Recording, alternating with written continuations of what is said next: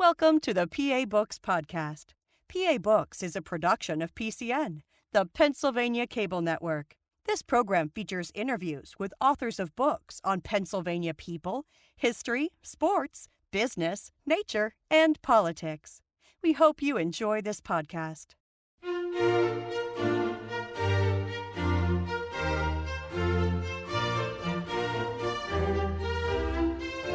This week on PA Books, Jeffrey McCausland and Tom Vossler, authors of Battle Tested. Jeffrey McCausland and Tom Vossler are the authors of the book Battle Tested, Gettysburg Leadership Lessons for 21st Century Leaders. Tom, what is leadership?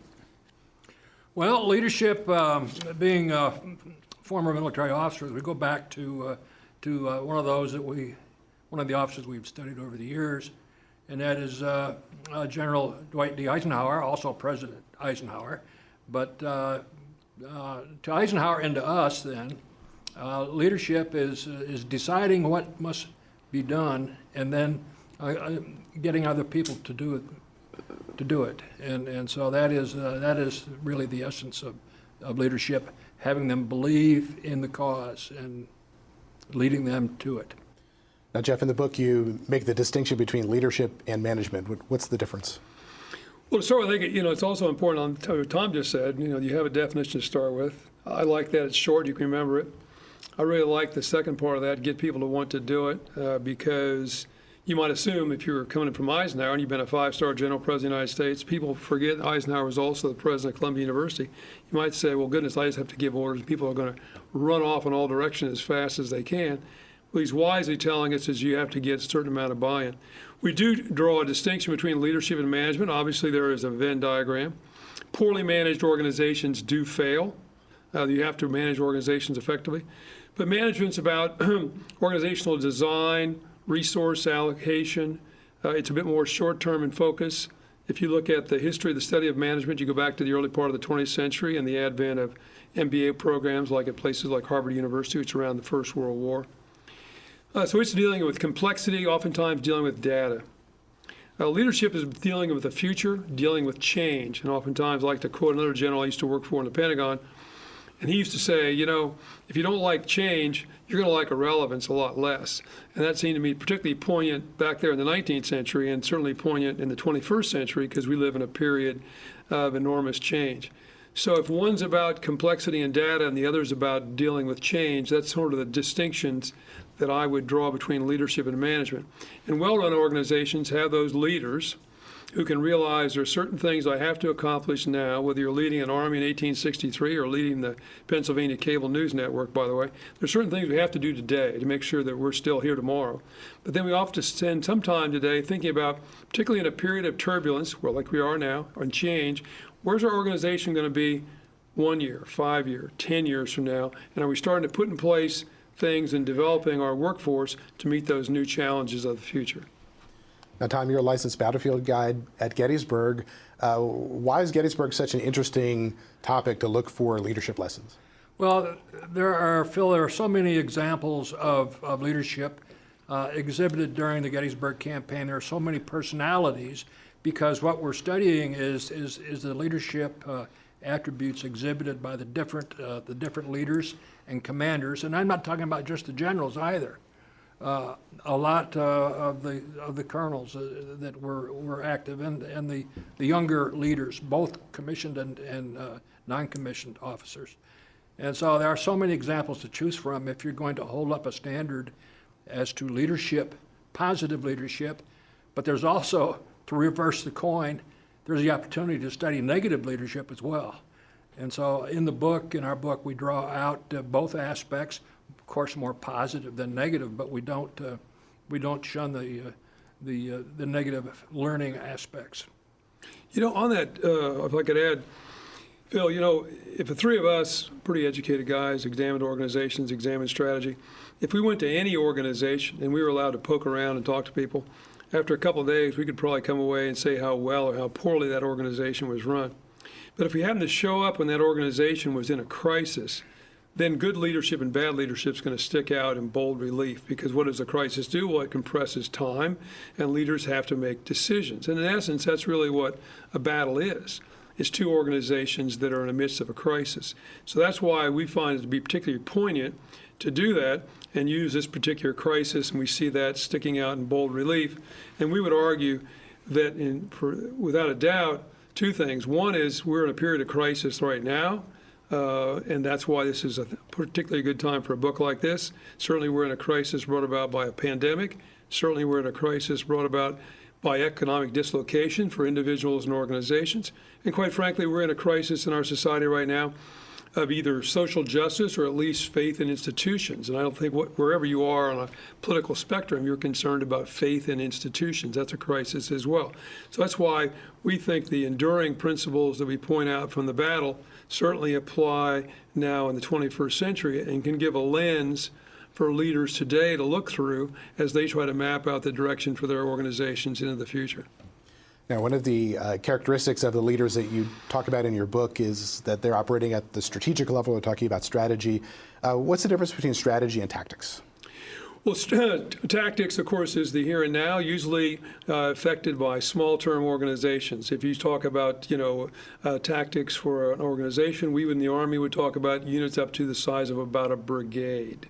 Okay, at that level, you can see what your people are doing, giving them direct orders, and have them execute. Strategy, of course, is longer term, and we're talking about moving organizations broadly in the future. You don't have the luxury of seeing what they do. You have to anticipate. You have to lead through others. You have to deal with changing times. You have to accept risk, and that's why strategy and tactics are different. And Tom and I began our particular efforts in thinking about this book when both of us were at the Army War College. Tom was the director of the Military History Institute, and I was the dean of academics. And one thing we did was we would take officers down to the War College, from the War College down to Gettysburg for a military staff ride. And in some ways, that's why the park was, in fact, created. But the whole purpose of the War College, really, in essence, if you want to melt it all down, is to take a group of officers and some senior civilians who have been very successful at what we would call the tactical level and the operational level of war or organizational management and leadership, and transition them to the strategic level where they're hopefully comfortable for the balance of their career. And finally, I always like to say the difference between tactics and strategy is, again, whether you're leading a small company or you're leading an army at Gettysburg, tactics, I actually solve a problem. Move your unit from point A to point B. There's a start, there's a middle point, there's an end. Strategy is often about managing problems. We're not going to solve this problem perhaps on my tenure. We're going to manage it. We can make it better. We can make it worse. We can keep this about the way it is. But it's a lot more complex, a lot more nuanced, and that has to do with strategy. Tom, when you're in a place like the Army War College and you are trying to help these officers transition from tactical leadership to strategic thinking and strategic leadership, what are some of the challenges there? Is tactical leadership something that needs to be kind of overcome to some degree? Well, I think most often we use the historical example as part of professional development in making that transition and crossing the bridge from the tactical level, operational level, to the strategic level, and quite often then it's the history, it's the military history, it's a study of the military profession that enables us to make that crosswalk. Now, when people talk about strategy, you often hear people talk about ends, ways, and means. Jeff, what are ends, ways, and means? Well, ends are the objectives. What are you trying to accomplish? Let's take it to the Battle of Gettysburg.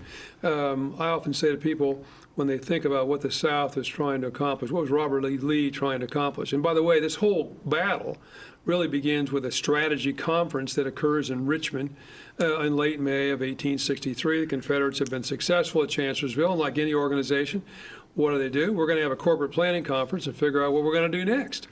And they have several options, one of which is for Lee to move into Pennsylvania and Maryland, replenish resources for not only the Army, but for the people of Richmond and Virginia, which in many cases people were starving for lack of wheat and products, and also then threaten a major city.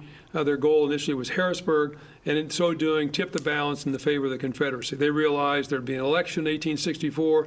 Maybe we can discredit Abraham Lincoln. Someone will win who will be willing to negotiate with the South. and allow us to become independent. So when he comes north, I say to people, he didn't come here to win a battle. That would be a tactical event. Robert E. Lee's here to win the war. This is about the strategy, the end state, which is winning the war. That's what we're trying to accomplish, and that has to do with two things for the Confederacy. One, of course, is their independence as a political entity, and second of all, is to preserve what they would call the peculiar institution, which of course was slavery. So those are ends. What are ways? Those are the concepts, plans, and processes we're going to go about this. And he maps out a campaign plan that'll move his army westward towards the Appalachian Mountains, cross those mountains, and then use the Shenandoah Valley as basically a route of advance to come up north, cross into Maryland, and eventually into central Pennsylvania. And thirdly, last but not least, what are the means? Well, the means are people, money, and time, capital items. So he'll bring about 75,000 soldiers with him. The Army of the Potomac will mount about 90,000 soldiers. They will not all arrive at the same moment. They'll be coming in across the first couple of days of the battle, and those are the resources that both armies have to husband as they conduct their plans and procedures then for the conduct of the actual battle. Now, you both talked about the Army War College as a vehicle for training officers to think strategically. Tom, how would officers have been taught strategy before the Civil War? Well, certainly those that had the good fortune of a West Point commissioning process will have received instruction on strategy, but basically beyond that, it was self-taught in terms of the U.S. military profession. The strategy that they're studying is Jomini, somewhat a little bit of Clausewitz, but that is attained at the Military Academy at West Point prior to the war. But as I say, beyond that fortunate group of officers, there isn't much study on the strategy. So they have to learn on the go. They have to be a quick study to have an understanding. And that's perhaps why in the early years of the war there was a lot of, particularly on the northern side, indecision as the best ways to reach out to the strategic level. Perhaps one of the foremost students during the war of strategy from a person who was not a strategist or had not been taught strategy was President Lincoln. And I think we can look at Lincoln and his interrelationship with his generals, a number of which he's going to relieve of command in the early going, but he's going to emerge as a pretty good strategist himself. Yeah, just like Tom got it exactly right, but to embellish 1 second longer, the study of Jomini, who was a Swiss strategist from the 19th century, and of course this is from the Napoleonic War. I always find it stunning that our forebears, Tom and I, forebears, would study a Swiss strategist. I can't think of a lot of great Swiss military victories, but be that as it may, that's what they studied. And what Jomini preached a lot was that the capture of your opponent's capital is the ultimate objective of strategy. Which again, I always found curious, since Napoleon does capture Moscow, it just doesn't do him a great deal of good. But strategically, the military officers who were schooled at West Point and elsewhere will focus on that, particularly in the Eastern Theater. And that's why, what's the objective? The objective is to capture Richmond if you're a Union general. And that's why you have all these battlefields between Washington, D.C. and the Confederate capital that are only separated by 90 miles, oddly enough, throughout that war. As they are coming north, it's curious, as Tom mentioned, they're schooled in that regard. The Union general initially, when the campaign begins, a guy named Joe Hooker. And as I mentioned, Robert E. Lee heads west, quickly crosses the Appalachians and starts heading north. He steals a march on Hooker. And Hooker looks across the river, there's nobody there. So he sends a message to Lincoln, schooled as he was, and says, I'm going to take the Confederate capital. And Lincoln, very wisely, given me schooled as Tom just mentioned, sends him a message back, says, no, General, no. Look, if you destroy that army of Northern Virginia, we can go to Richmond anytime we want to. That's really the strategic objective here. And what you're going to do is make sure your army stays between Washington, D.C. and this Confederate army. That's what's key and essential. So here you have, as Tom rightfully points out, Lincoln, who schools himself as a strategist and as a thinker and as a leader, really guiding and directing his military officers on what the strategic objectives really are and how we need to focus on them. Now, the Union commander at Gettysburg would be General George Gordon Meade. So what happened to Hooker? Well, it's interesting. Good old Joe Hooker, as they're moving north, on the Confederates are moving north, he sends lots of messages to President Lincoln and to General Halleck, who is Lincoln's primary military advisor, saying, oh, I'm terribly outnumbered. You have to send all the troops that are in Washington and strip the defenses to reinforce me. That wasn't true, but Hooker was pretty worried. He'd been beaten very badly at Chancellorsville. He will eventually then send a message to Lincoln and say, basically, if you don't do what I'm urging you to do, I'm going to have to resign. There is some difference of opinion of whether he resigned or he got fired, but in either event, on the 28th of June, George Meade, as you rightfully point out, Phil, who's a Corps commander, a rider shows up at night, raps on his tent flap. Meade would actually write in a diary, I thought I was being arrested. And the rider says, no, it's worse than that. You're being promoted. You're now in command. So George Gordon Meade is put in command of the Army of the Potomac only 2 days prior to this battle. And this is one of the fascinating things that Tom and I have talked a lot about in terms of the primary military leaders. Lee and Meade are in very different positions with respect to their organizations for this iconic battle.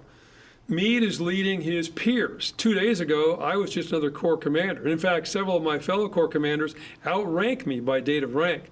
So my credibility in getting them to want to do it is somewhat suspect.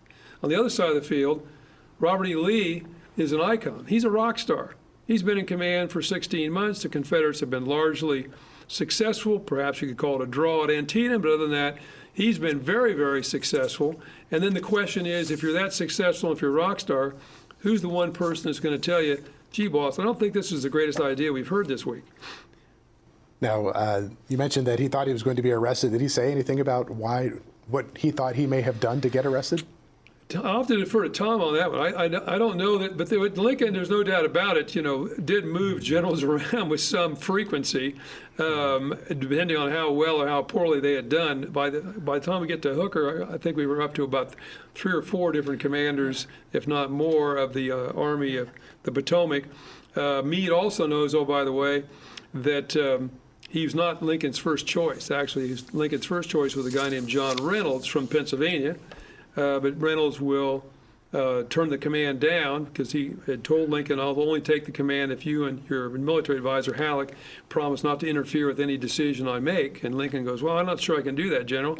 At which point Reynolds says, well, in that case, I'm not interested in being command. So Meade also knows that he's not the principal choice. But why he's thought he might be arrested, I'm not sure. Tom, do you recall? No, he confessed in a letter to his wife very soon after the change of command that he thought that the colonel was there to arrest him, but he never stated what for.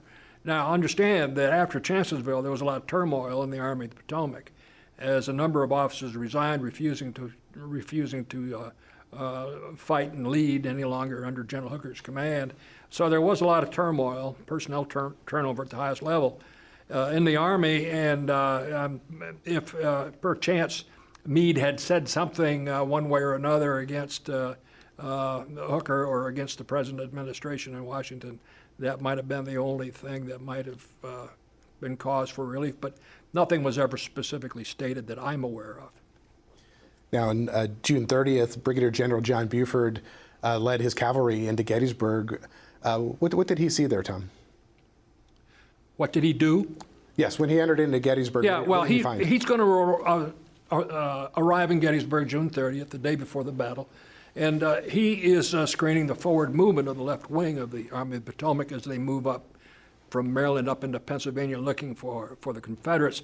So he has to screen the movement. He has to identify exactly where the Confederates are, what they're doing, how many of them there are, and he has to give an eye to the key terrain in the area, that should there be a battle fought, what was the best terrain for his army to occupy if there were to be a battle there. So he has a number of tasks which he's going to accomplish in the traditional cavalry method by sending out his squadrons, mounted patrols, looking for the Confederates, getting an eye of the terrain, getting a feel for the terrain, and so he's going to set the table for the coming battle. His men will identify the Confederates in the area of South Mountain to the west of Gettysburg. His scouts, his patrols that went north of the town will carry back information from the local civilians who have rumors of additional Confederates moving over the mountains, coming down from Carlisle and Mechanicsburg, headed for Gettysburg. They had been recalled to that area by Lee on the June 28th when he realized from information provided by the scout Harrison that the Federal Army was across the river as well and a lot closer to Lee than he thought they knew. So Buford is going to accomplish a number of tasks, and indeed in the book and in the leadership seminars, which Jeff and I do on the battlefield, we rely heavily on Buford to tell the story and to serve as an example of, in all cases, positive leadership attributes that we speak of. You know, in that regard, he's a perfect example we talked about a moment ago, Phil, about this idea of leadership versus management, because I would argue that's exactly what he does. He sees when he gets out to McPherson's Ridge, he can see with his binoculars, let alone the reports he's getting from his patrols, the Confederates who are to his west along South Mountain. So I'm going to have to deal with that problem. They're going to come here tomorrow. That's without question. So he puts the majority of his soldiers along McPherson's Ridge to control the key terrain, which he identifies to be Cemetery Ridge, Cemetery Hill, and the Round Tops. But at the same time, he has these reports, as Tom mentioned, that there may be more Confederates coming from the north. So I've got to anticipate, I've got to think in time, I've got to deal with future changes. So what does he do? Well, he puts a few guys out there as a light screening force on the right to screen that if that possibly happens in future. So he's dealing with the immediate, the management challenge. He's dealing with the future challenge. And then the other thing he does, which I find particularly interesting, is he does what we call leading the boss.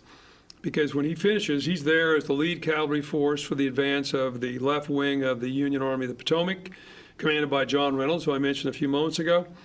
So he sends a message back to Reynolds, and this message is basically a spot report, and it has only a couple of components. One, I have seen the Confederates to my front. I've identified the enemy, where they're at.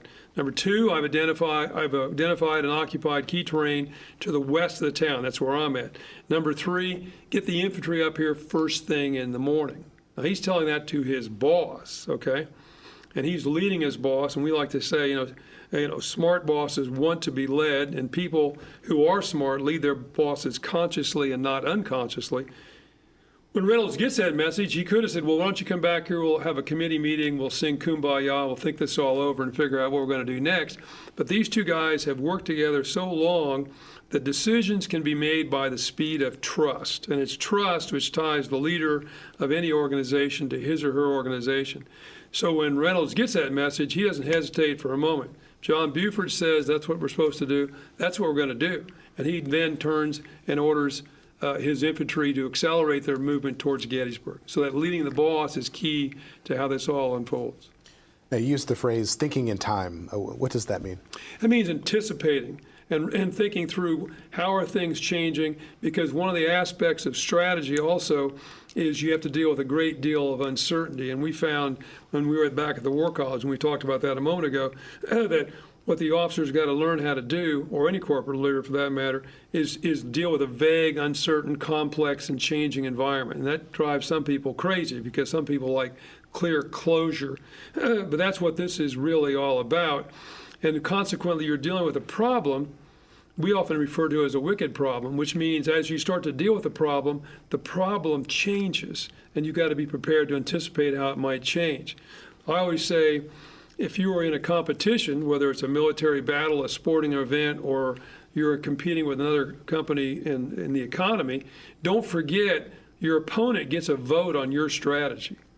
You can do X, then he can change and do Y. So you've got to anticipate what are the changes he might make, and how can I perhaps husband resources to react to that should he take that alternative path. Okay? And then finally, I have to be willing to accept a certain amount of risk. I'm never going to have absolute certainty, because if I seek absolute certainty, if I seek everything to be crystal clear, then I'm going to use the most precious resource in many ways any organization has, which is time.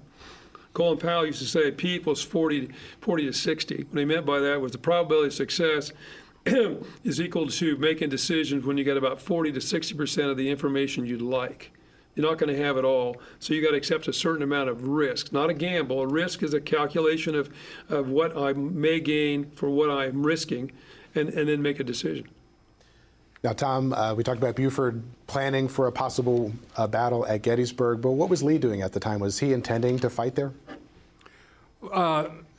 He had identified the key terrain that should a battle be fought there, and the key terrain was Cemetery Hill south of the town and Cemetery Ridge. If the Confederates chose to advance against that key terrain, then he knew he had to give battle.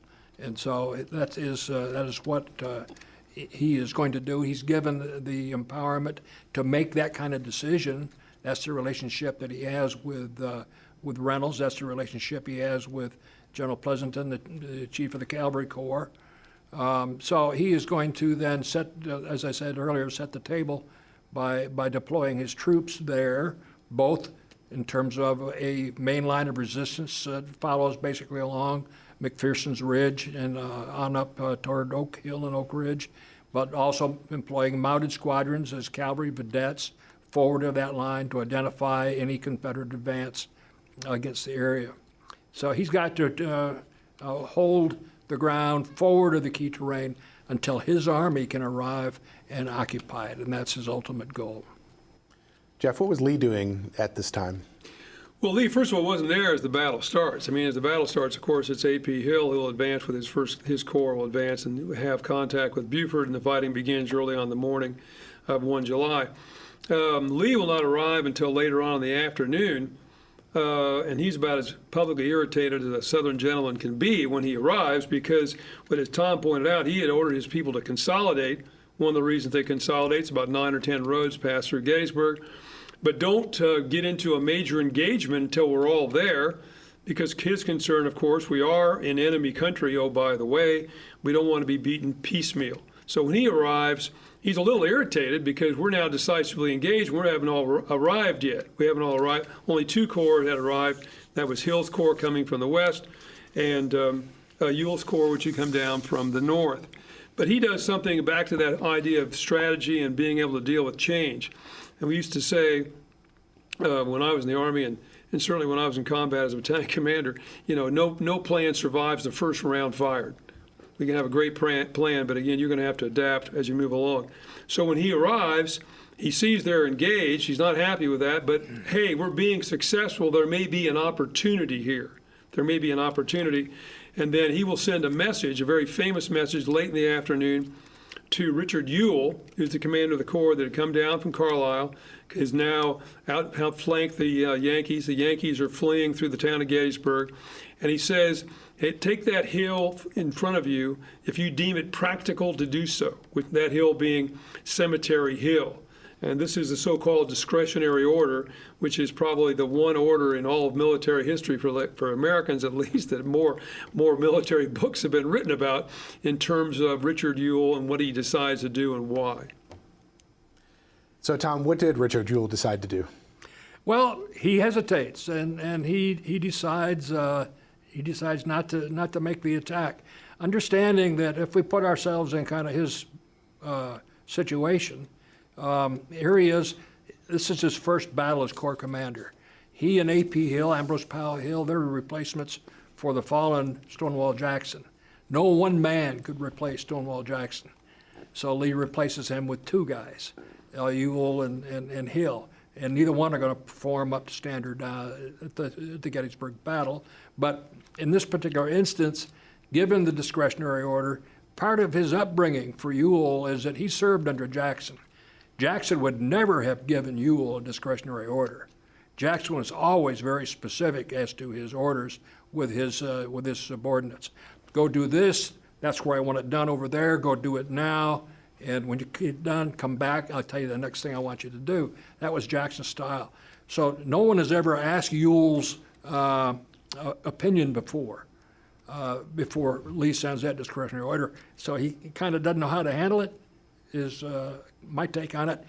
But also, his guys have marched steadily down from this area up here. They were just up the road here at Oyster Point, up the road from the studios here, some of them. And so they've marched rapidly to Gettysburg. They fight in the afternoon of the first day. By the time they turn the Yankee line and push back the 11th Corps and get into the town, those boys are tired. Plus, they're also guess what? Out of command and control. There's no raping and pillaging, and General Lee had published an order to that effect before they crossed the Potomac River.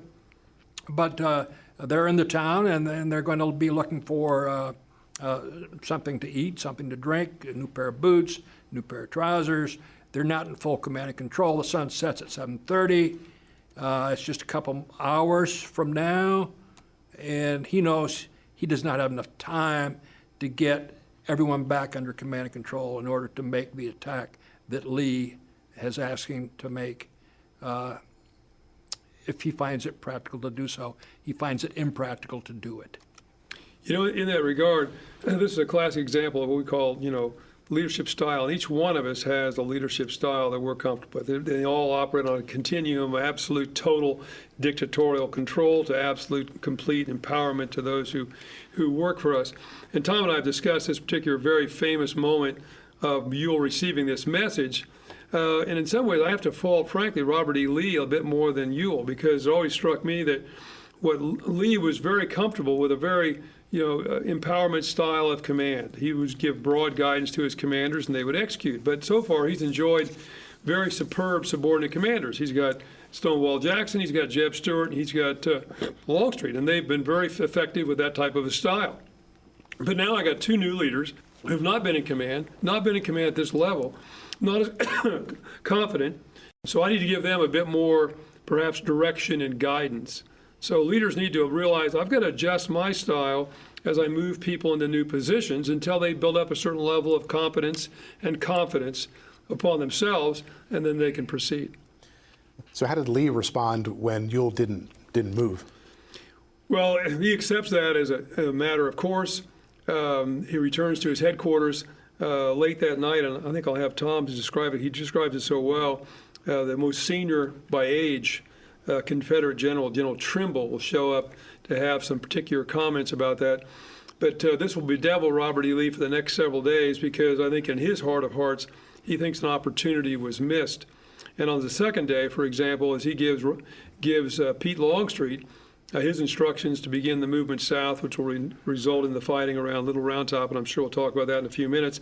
Where does Lee go? He immediately goes up on the north side to talk to Richard Ewell directly, to give him some very direct guidance, now realizing he's got to be a bit more direct with Ewell because of this newly assumed command that Ewell has. But Tom, why don't you talk about that meeting between Trimble and Lee, which I think is instructive on how Lee felt about that discretionary order. Well, I think that Lee, in his heart of hearts, really wanted Ewell to go after that high ground, Cemetery Hill and Cope's Hill. He really did want him to continue the momentum. He did not want the attacking Confederate troops to go to ground, because whether it's the 19th century combat or 20th century combat in Vietnam, once the boys go to ground, it's hard to get them up again. And so he wanted to maintain that momentum, maintain the initiative in taking that high ground, which everyone now has recognized it is key terrain. He who controls that terrain controls the area, controls the town, controls those 10 major roads that come into the center of the town. So it's a very important piece. Recognizing this was maybe somewhat part of legend, but Isaac Trimble was a supernumerary at the time. He had been wounded, had returned to the Army of Northern Virginia prior to, or at the start of the Gettysburg campaign. He doesn't have a command, so Lee has him as a supernumerary. He is with Ewell during this decision-making process. As Ewell receives the discretionary order through Lee's assistant adjutant, and then Ewell processes through his decision cycle, and in the end decides, no, I can't do this. We got Yankee cavalry off to our left flank. We got the boys in the town. They're out of command and control. The sun's going to set. We don't want to do night attacks. And so various sundry reasons why not to do it. And Trimble, allegedly, is very offended by Ewell's indecision and the final decision not to do it. And so he goes to Lee and complains to Lee that he, in fact, confesses, or states rather, that he had begged for Ewell to give him troops and he would go take the hill. but it was certainly, whether, again, it's out of the book, The Killer Angels, and the movie Gettysburg, so it's hard to pinpoint the exact historical context to this one, but that gives you an idea, gives us an idea of what it was like.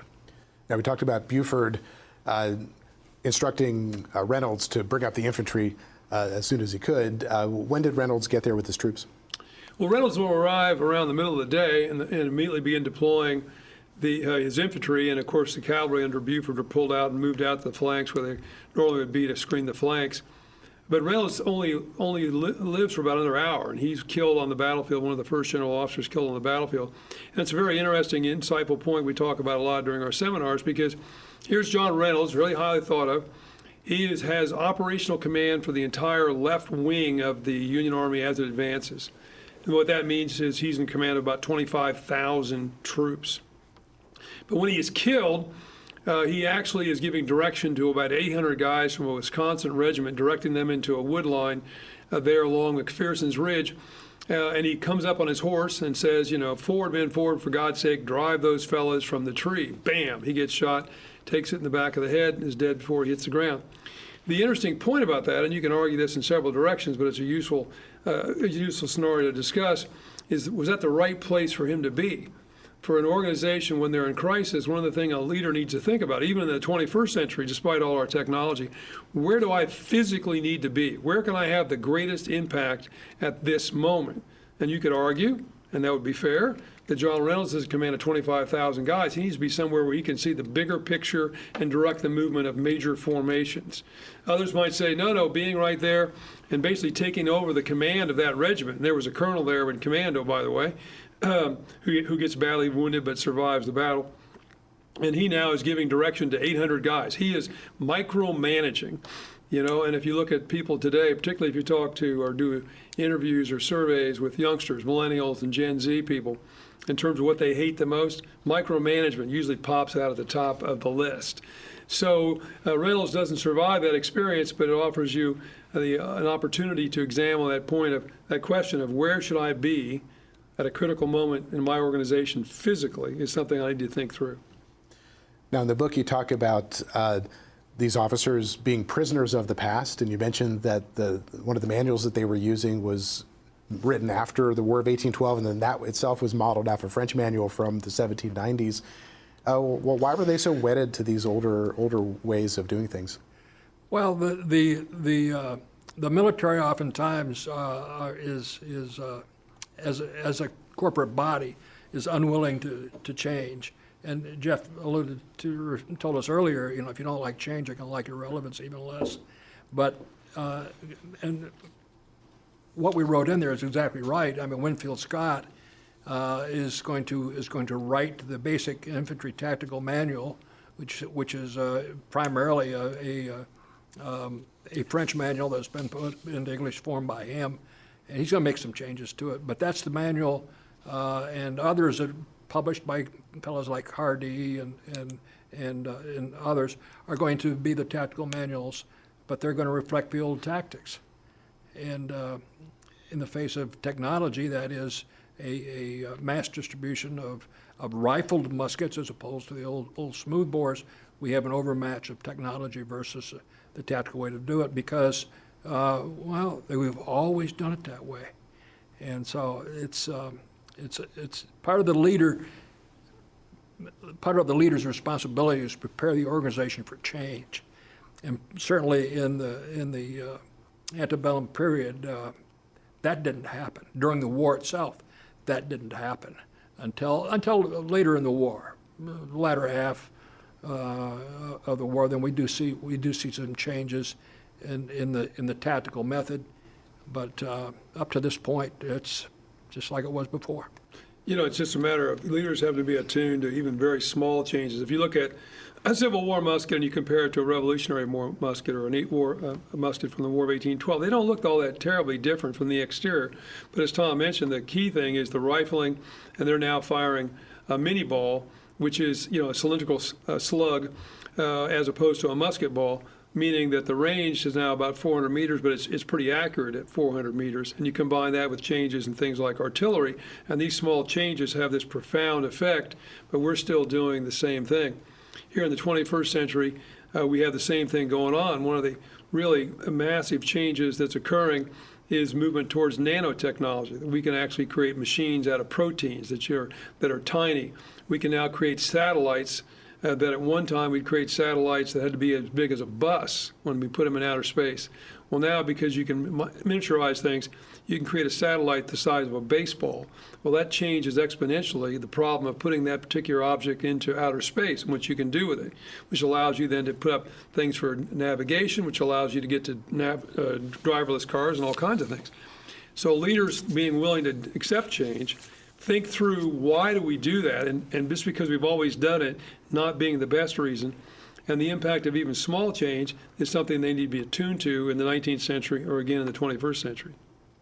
Now, people who know anything about Gettysburg have heard the name Joshua Lawrence Chamberlain, but in the book you mention another Chamberlain, Wilt Chamberlain, as a lesson there. You talk about his granny shot. Why did you include him? Well, Wilt Chamberlain, yeah, because of course Pennsylvania, it occurs in Hershey, Pennsylvania. And that is that he's playing for the Philadelphia, and they're playing San Francisco. And they used to play a few road games in other locations. And they play a ball game in Hershey, Pennsylvania. And this is the famous game where Wilt Chamberlain will score 100 points in the ball game. And Chamberlain was, for his period of time, a dominating basketball player. Not only is he 7 feet tall, somebody described him as having the dexterity of a ballerina. He was really tremendous. But he had one fatal flaw, and that is he could not shoot free throws. He was terrible.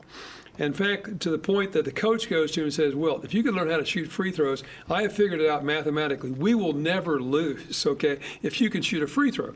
Because what it boils down to tactically is if your best player is a lousy free throw shooter, then if the game's close towards the end, he becomes a liability because the other team's just going to foul him. He's going to miss the free throw, and they're going to get the ball. So he's a liability. So in that particular season, when he scores his 100 points, what Chamberlain has finally done is gone from shooting free throws the normal way to going the granny shot, throwing it underhanded. And he hits almost all his free throws. He was about a 30% free throw shooter before that. He goes up to like 70 or 80%. He learns this from Rick Barry, who was playing for a California team. Barry averaged over 90% of his free throw shots throughout his career. So Chamberlain's able to do that, and they win this game. He scores 100 points. What's amazing is what's he do the following season? He goes back to shooting it the old way and becoming lousy at it. And when asked, why did you do it? Why didn't you stick with what you're doing? And he said, it made me feel like a wimp, and people would holler from the stands, and because those days the stadiums were the people were closer to the ball player. So this is, when you're thinking about change in an organization, one thing you got to realize is social pressure within the team and with the organization as a whole is resistant to change. And he didn't do it because it made him feel like a wimp. In similar fashion, when you talk about why didn't these guys move away from long lines of infantry that are staring at each other at 40 and 50 yards, banging away at each other, well, that's because that was the manly thing to do. That was the manly thing to do. So I believe the same kind of social pressure that made Chamberlain go back to doing something which was failing, shooting free throws the normal way, and what kept those guys continually doing that and not thinking about change was really social pressure, which holds up change. Now, one of the leadership principles you talk about is the importance of buy-in, and you talk about the relationship between Lee and Longstreet on the second day of the battle.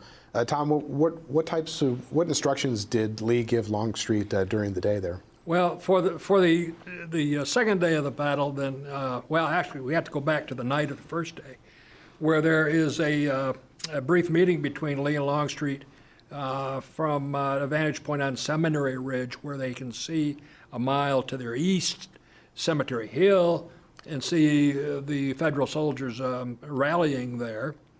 And finally, Longstreet, having studied the terrain, turns to Lee and says, General, he said, by tomorrow morning, that hill will be too strongly defended for us to attack successfully. Now, of course, if you want to try and trick your boss out of doing something, you better have a good recommendation to follow. Instead, what Longstreet recommends is that as they pull back slightly and then maneuver the enemy off of their strong position by passing to the south, going down Seminary Ridge, go go south of Big Round Top, perhaps down into Maryland, find good defensive ground of their own choosing, and force the enemy army to attack them on that good defensive ground. What Lee does not buy into Longstreet's recommendation. Instead, he points across the way and tells Longstreet, if those people are still there in the morning, then we're going to attack them at that place. And Longstreet responds, General, if those people are still there in the morning, it's because they want you to attack them at that place. But Lee is the commander, so the attack is going to be made on the second day of the battle, but Longstreet does not want to make this attack. And so this is where we get into, we mentioned earlier, leading the boss. Longstreet's preparations. Lee's going to direct him to take the 2 divisions he has on the field, commanded by General Hood, General McCausland, attack the left center of the Federal line on Cemetery Ridge. Longstreet does not want to do this. He's late in getting his troops into their attack positions to do it, and that lateness, the countermarch, the infamous countermarch to get into the proper position, is what we would call slow rolling the boss. We talk, on the positive sense of leading the boss in this case, and I've studied James Longstreet a long time, as others have. I've read their books, and I've studied his personality, and I believe that he does not want to make this attack, so he's going to slow roll the boss on this occasion. It's going to happen again the next day, on the third day of the battle. In Lee's orders to conduct what is, originally titled by the historian, by the government, as Longstreet's assault of the third day at Gettysburg. Today, we generously call it Pickett's charge, but Longstreet did not want to make that attack either. And so he does not have the buy-in, Lee does not get the buy-in from his senior subordinate commander. Very important to have that guy as part of your decision cycle and in a positive way. And at Gettysburg, it's not going to happen for Lee and Longstreet.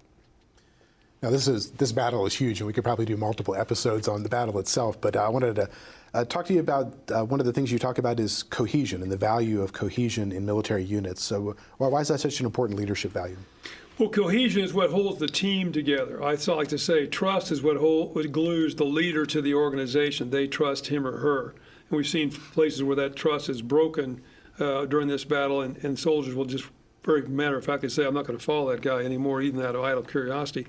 Cohesion, which holds the team together during difficult moments. And Tom and I, frequently we go to the battlefield, we'll talk about that at the North Carolina Monument, which is my favorite monument on the field.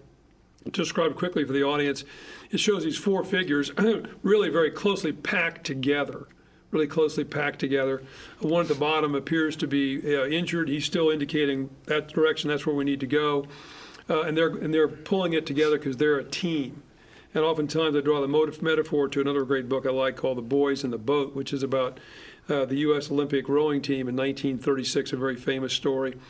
These young guys from the University of Washington who become rowers because it allows them to get fed during the Depression while going to college. That's why they're there. But they are very successful. But if you think of athletics, the one sport that demands the greatest cohesion and synchronization is rowing. We're all synced. We all know what we're doing. We all know what our part is in that task, and we are a team. And they talk about that very much in the book. The same is true in military formations. Tom and I have talked about it. He commanded in Vietnam. I commanded in the Gulf War. And I always say at the end of the day, in combat, the important things such as the Star-Spangled Banner and love of country and patriotism, those are very, very important. They really are. And they'll get people to join the military and go through the training and deploy and do all the things that and sacrifice. But ultimately, when it comes time to go into battle, the thing that motivates them is my buddy's going. The guy on my left is going. The guy on my right's going. I'm not going to let them down because they're not going to let me down. And that's exactly what we see at Gettysburg. To the point, on the third day, as the Confederates are advancing the 1.1 miles that separates Seminary Ridge from Cemetery Ridge, there are officers behind them, and they're talking to them, and they're saying, home, boys, home. Home is just over that hill. That's what this is all about. That's what this is all about, is winning the war, and you'll get to go home. But why do guys do that? Why do they advance 1.1 miles against, obviously, cannon fire as well as musket fire? They're doing it for each other. They're doing it for each other. That's what holds them together. Now, the Union Army up to this point in the East had suffered quite a few defeats.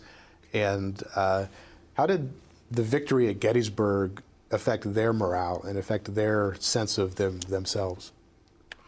Well, as I mentioned earlier, there's been a lot of changes in the Army of the Potomac since Chancellorsville. And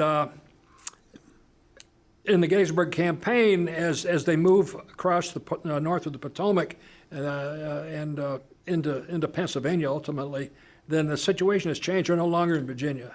And so the federal troops are defending Pennsylvania, a loyal state of the Union.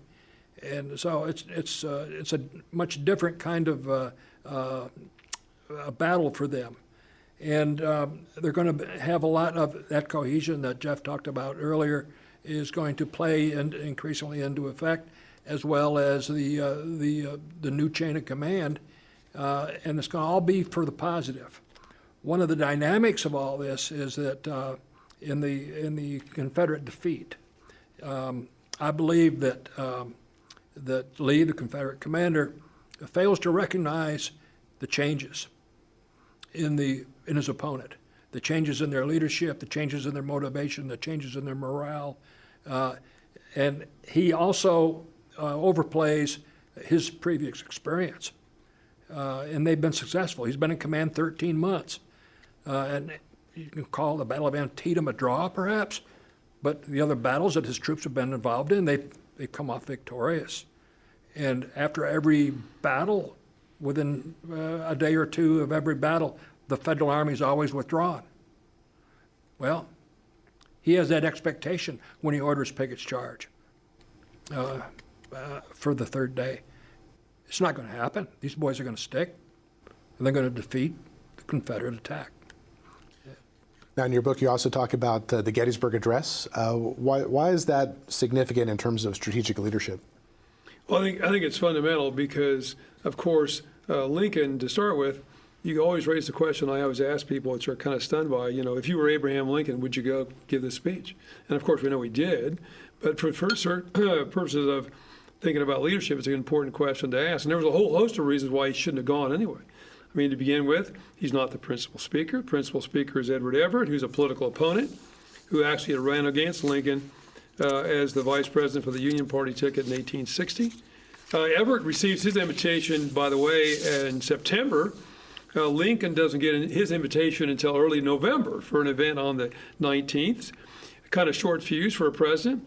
Presidents didn't travel that much. Oh, by the way, the war's still going on. It wasn't going terribly well in some ways at that particular moment.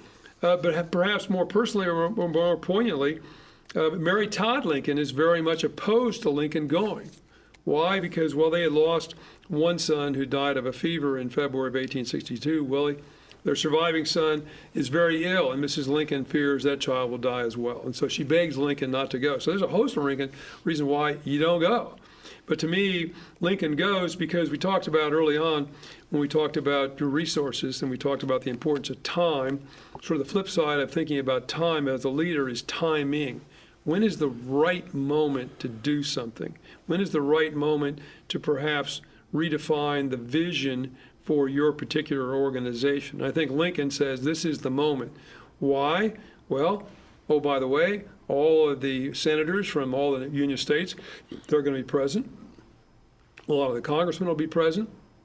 All the newspapers will be present. By the way, newspapers explode during the American Civil War in terms of providing media coverage across the country. Lincoln also knows that I'm about 15 months from running for re-election in November of 1864. And as I like to say, Lincoln was very schooled in the three principal laws of politics: get elected, get re-elected, and don't forget rules 1 and 2.